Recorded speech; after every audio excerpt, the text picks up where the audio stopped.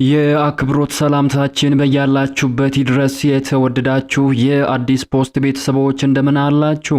አዳዲስና ወቅታዊ መረጃዎችን ይዘን መጥተናል። በቅድሚያም ዋና ዋና ጉዳዮችን እናስተዋውቃችሁ። የብልጽግና ባለስልጣኑ በታጣቂዎች መገደላቸው ተገለጸ።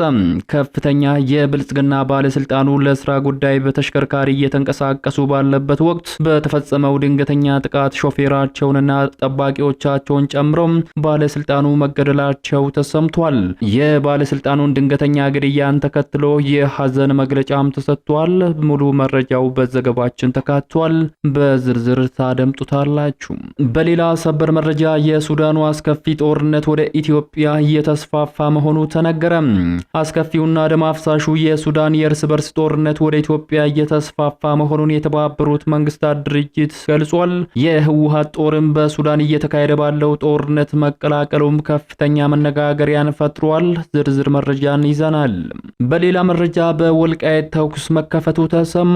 በአማራ ክልልና ትግራይ ክልል ይገባኛል ጥያቄ በሚነሳበት ወልቃይት ከፍተኛ ውጥረት መንገሱ የተሰማ ሲሆን በተከፈተው ተኩስም በርካታ ሰዎች መሞታቸው ተነግሯል።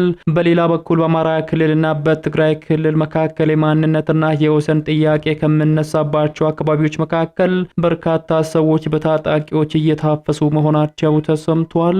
ዝርዝር ይዘናል፣ ታደምጡታላችሁ። በሌላ መረጃችን የአማራ ታጣቂዎችን ያሳደጋቸው አቶ ገዱ ናቸው ሲሉ ሚኒስትሩ ከሰሱ። አቶ ገዱ አንዳርጋቸው መርዝ ሲረጭብን ነበር ያሉት በአብይ አህመድ የተሾሙት ሚኒስትሩ ፋኖን ያደራጀው አቶ ገዱ አንዳርጋቸው መሆናቸውንና የፋኖን አሁናዊ ሁኔታን በተመለከተ ተናግረዋል። ሌላኛው በዝርዝር የምንመለከተው መረጃችን ነው። እነዚህንና ሌሎች ያልተሰሙ መረጃዎች በዚህ ሰዓት የመረጃ ጊዜ ወደ እናንተ ይደርሳሉ። እንደተለመደው ይህንን ቪዲዮ ላይክ እና ሼር በማድረግ እስከ ፍጻሜው አብራችሁን ቆዩ። አዲስ የሆናችሁ ደግሞ ሰብስክራይብ በማድረግ አዳዲስና ወቅታዊ መረጃዎችን ያግኙ። አሁን ወደ ዝርዝር ጉዳዮቹ ነው የምናምራው። በቅድሚያም የሱዳኑ አስከፊ ጦርነት ወደ ኢትዮጵያ እየተስፋፋ መሆኑ ተነገረ። አስከፊውና ደም አፍሳሹ የሱዳኑ የእርስ በርስ ጦርነት ወደ ኢትዮጵያ እየተስፋፋ መሆኑን የተባበሩት መንግስታት ድርጅት በዛሬው ዕለት አስጠንቅቋል። አልጀዚራ ከሁለት ሳምንት በፊት ባወጣው ዘገባ ኢትዮጵያ በቤንሻንጉል ጉሙዝ ክልል ለፈጥኖ ደራሽ ኃይሉ የጦር ቤዝ ሰጥታለች ሲል ዘግቦ እንደነበረ ይታወሳል። ይህንን ተከትሎም የሱዳን ጦር በቤንሻንጉል ጉሙዝ አቅጣጫ ጥቃት ለመክፈት እየተዘጋጀ መሆኑን ዘገባው ጠቁሞ ነበር። የተባበሩት መንግስታት ድርጅት በበኩሉ ጦርነቱ ወደ ኢትዮጵያ ድንበር የመስፋፋት አዝማሚያን እያሳየ መሆኑን ዛሬ ላይ ገልጿል። በሱዳን ጦርነት የህወሓት ወታደሮችና የኤርትራ ጦር ከአልቡርሃን ጎን ተሰልፈው እየተዋጉ መሆናቸውንም መረጃዎች አመላክቷል።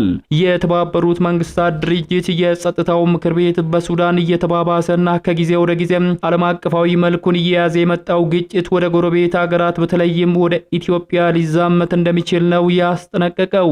ይሄም ሊሆን የሚችለው ውጊያው እየበረታ የጦር መሳሪያዎች ስርጭትም እየጨመረና ታጣቂ ቡድኖች ባልተጠበቁ ድንበሮች በኩል እየተንቀሳቀሱ በመሆናቸው ነው ብሏል። የተባበሩት መንግስታት ድርጅት ለጸጥታው ምክር ቤት ገለጻ ያደረጉት የፖለቲካና ሰላም ግንባታ ጉዳዮች ረዳት ዋና ጸሐፊ ካሊድ ሀይር ጦርነቱ በቅርቡ ወደ ሱዳን የኮርዶፋን ግዛት አቅጣጫ መዞሩንም ገልጸዋል። በዚሁ መሰረት የሱዳን ፈጥኖ ድራሽ ኃይል የባባኑሱን ከተማ በታህሳስ 1 ቀን የሄግሊግ የነዳጅ ማውጫን ደግሞ በታህሳስ 8 ቀን መቆጣጠሩንና በደቡብ ኮርዶፋ የሚገኙ ዋና ዋና ከተሞችን አሁንም በከበባ ውስጥ መሆናቸውንም አስታውቋል።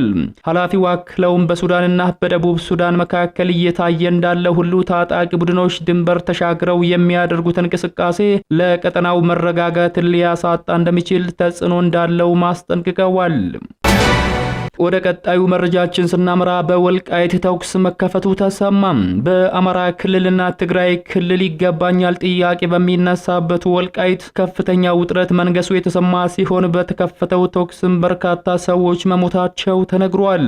በሌላ በኩል በአማራ ክልልና በትግራይ ክልል መካከል የማንነትና የወሰን ጥያቄ ከሚነሳባቸው አካባቢዎች ሰላማዊ ሰዎች በታጣቂዎች እየታፈሱ መሆናቸው ተሰምቷል። በራያ አላማጣ ወረዳ ጥሙጋ ቀበሌና በአላማጣ ከተማ 04 ቀበሌም አርኪሶ በሚባል አካባቢ ከትላንት ሌሊት 9 ሰዓት ጀምሮ ከ19 በላይ ሰዎች በታጣቂዎች ወዳልታወቀ ቦታ መወሰዳቸውን የደረሱን መረጃዎች ያመላክታሉ። ከነዚህ ታጋቾች ውስጥ ቄስ ካይሳይ ቢወጣ የራያ ሀገረ ስብከተ ወንጌል ኃላፊ እንደሚገኙበትም የመረጃ ምንጮች ገልጸዋል። በሌላ መረጃ በአማራ ክልልና ትግራይ ክልል ይገባኛል ጥያቄ በሚነሳበት ወልቃይት ከፍተኛ ውጥረት መንገሱ የተሰማ ሲሆን በተከፈተው ተኩስም ሰዎች ሞተዋል ተብሏል። በወልቃይት በነ ኮሎኔል ደመቀ ዘውዱ አስተዳደርና በወርቅ አውጪ ወጣቶች መካከል በተፈጠረው አለመግባባት 2 ወጣቶች መገደላቸውን የመረጃ ምንጮች አክለዋል። በወርቅ ማውጣት ላይ የተሰማሩ ወጣቶች በወልቃይት አስተዳደር አምፀው በአካባቢው የጸጥታ ኃይሎች ጋር ግጭት መፍጠራቸው ታውቋል። ወጣቶቹ በአስተዳደሩ ላይ ተቃውሟቸውን ለማሰማት ወደ ዞኑ መቀመጫ ሁመራ ከተማ ገብተው በሰልፍ ድምጻቸውን አሰምተዋል። እንደ ምንጮቹ ገለጻ ከትላንት በስቲያ በሁመራ ከተማ በወርቅ ማውጣት ላይ በተሰማሩ ወጣቶችና በአስተዳደሩ መካከል በተፈጠረው አለመግባባት 2 ወጣቶች ሲገደሉ ቁጥራቸው በውል ያልታወቁ በርካታ ሰዎች ደግሞ በተከፈተው ተኩስ መቁሰላቸው ተነግሯል። አለመግባባቱ የተፈጠረው ከወርቅ ማውጫ ቦታ ጋር በተያያዘ አስተዳደሩ አዲስ ውሳኔ ማሳለፉን ተከትሎ ነው ተብሏል። ተደራጅተው በወርቅ ማውጣት ስራ ላይ የተሰማሩ የወልቃይት ወጣቶች ከስምርት አሰጣጥ ጋር በተያያዘ ቅሬታ በማንሳት ወደ አደባባይ እንደወጡ የተናገሩት ምንጮች ተደራጅተው ወርቅ በማውጣት ላይ የነበሩ ወጣቶች ከቃፍታ ሁመራ ብሔራዊ ፓርክ ለቀው እንዲወጡ የሚያዝ ውሳኔ መተላለፉን ተከትሎ ነው ውጥረቱ በአካባቢው የተነሳው ተብሏል። ወደ ሌላኛው ሰበር መረጃችን ስናመራ የብልጽግና ባለስልጣኑ በታጣቂዎች መገደላቸው ተነገረም።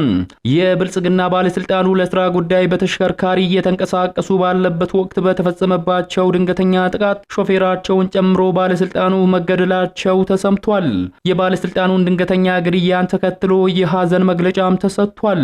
በአማራ ክልል ሰሜን ሸዋ ዞን ቀዌት ወረዳ የሚሊሻ ጽህፈት ቤት ኃላፊና የሰላምና ደህንነት ጽህፈት ቤት ሾፌር በስራ ላይ እያሉ መገደላቸውን የወረዳው ኮሙኒኬሽን ጉዳዮች ጽህፈት ቤት ገልጿል። የወረዳው አስተዳደር ባወጣው መግለጫ እንዳመላከተው ጥቃቱ የተፈጸመው የሚሊሻ ጽህፈት ቤት ኃላፊው አቶ መሐመድ ሰዒድና የሰላምና ደህንነት ጽህፈት ቤት ሾፌር አቶ አስቻለው ዘውደም የሰላም ማስከበር ተልዕኮ ላይ በነበሩበት ወቅት በተፈጸመ ጥቃት መሆኑን አመላክቷል። ጽህፈት ቤቱ ባወጣው መግለጫ ለሟቾቹ ቤተሰቦችና ለወዳጅ ዘመዶቻቸው መጽናናትን የተመኘ ሲሆን ኃላፊዎቹ ለአማራ ህዝብ ስሉ በጀግንነት ህይወታቸውን ተሰውቷል ብሏል።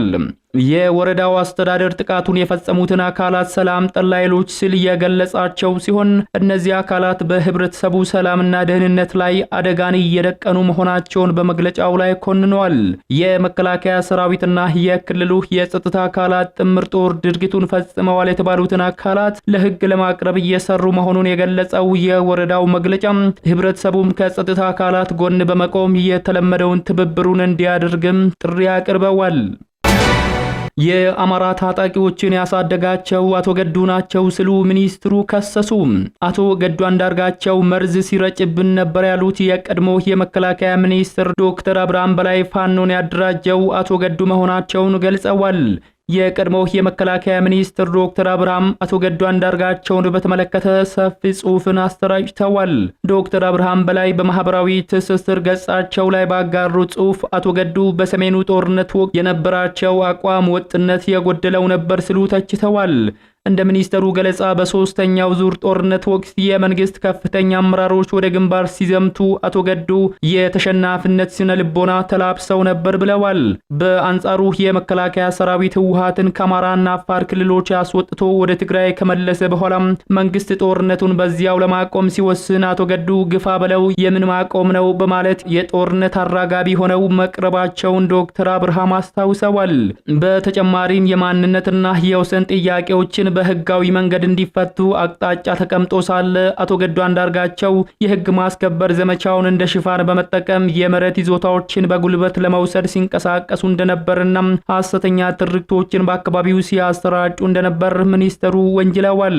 አቶ ገዱ አንዳርጋቸው ለኢትዮጵያ የፖለቲካ ለውጥ ከታገሉ የኦሮ አማራ ወይንም ቲም ለማ አመራሮች አንዱ መሆናቸው የሚታወቅ ሲሆን ሆኖም ዶክተር አብርሃም እንዳሉት አቶ ገዱ በለውጡ ሂደት ውስጥ ዋና ተዋናይ ነበርኩ እያሉ በሌላ በኩል ደግሞ በመንግስት ውስጥ ለተፈጠሩ ክፍተቶች ኃላፊነት አለመውሰዳቸውንና እኔ አልነበርኩበትም ማለታቸው አስገራሚ ነው ብለዋል። ዶክተር አብርሃም በላይ ለአቶ ገዱ በሰጡት ምላሽ የዓለማየሁ ዋሴን ዝሆን አንጀትና ግንዳሞቹ የተሰኘውን መጽሐፍ በምሳሌነት በመጥቀስ አቶ ገዱና መሰል አቋም ያላቸውን ፖለቲከኞች ሀገርን በሐሜትና በጥላቻ ከሚሞሉ አካላት ጋር አመሳስለዋቸዋል። አቶ ገዱ አንዳርጋቸው በቅርቡ ከአቶ ልደቱ አያለውና ጋዜጠኛ ቴዎድሮስ ጸጋዬ ጋር ባደረጉት ቃለ መጠይቅ የብልጽግና ፓርቲን አካሄድና ጦርነቱ የተመራበትን መንገድ መውቀሳቸው የሚታወስ ነው።